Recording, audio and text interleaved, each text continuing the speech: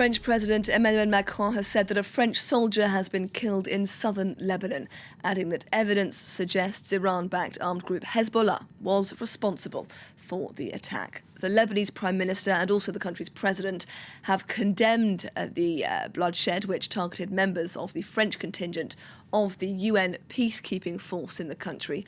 Lebanese authorities ordering an immediate investigation into the incident. Well, for more, we can turn now to Tilak Pokharel, Deputy Spokesperson for UNIFIL, the UN's peacekeeping mission in Lebanon. Thank you very much for speaking to us here on France 24 today. Firstly, my condolences. What exactly happened to that French peacekeeping unit that was targeted this Saturday? Our peacekeepers were out on that routine, conducting a routine activity, in this case, clearing UXOs, the IEDs that are, on the road due to the recent hostilities. So when they were on the road, they were fired upon. They were clearing the road to another UN position, which was isolated for several days because of the conflict, and then that's how they came under fire. And what do we know at this point about who is responsible? See, it just happened this morning, unfortunately. We have said in our statement that we have launched an investigation. So, but our initial thinking and belief is that it's Hezbollah who is behind the attack. And there's a big question here. How do you, UNIFIL, this UN peacekeeping mission in Lebanon, how do you maintain trust between, on one side, the Lebanese population, but also Israeli soldiers and Hezbollah militants, all three of whom you have to work with on a daily basis? How do you maintain trust between those three actors? We are in constant contact with our partners, in this case, the Lebanese army and the Israeli army also. Well, we deal with the state. We don't deal with non-state actors.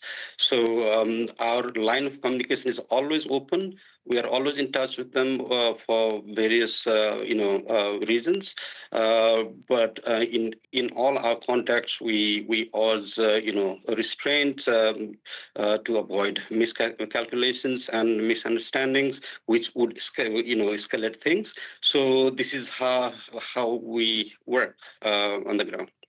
And you touched on it just there, but would you please remind our viewers what exactly UNIFIL's mission is in Lebanon right now? UNIFIL has been supporting the parties in their implementation of what we call Security Council Resolution 1701. Our primary focus is to bring long-lasting peace and stability in South Lebanon, working with the parties. But given the situation here recently, recent hostilities, that is far away, as you know, but we are trying our best. And this, of course, leads to a key question. Has UNIFIL's mission in Lebanon, has the mission become simply too dangerous to maintain? After all, this isn't the first time that UNIFIL has been targeted, and it's also not the first time the mission's lost troops in recent weeks. Yes, unfortunately, we have lost a few troops already, peacekeepers already in the past few weeks. Very unfortunate. And that also explains that we operate under very difficult and challenging circumstances. This is not normal time for us. Now, I know, we all know there is a ceasefire for a certain period, a temporary ceasefire.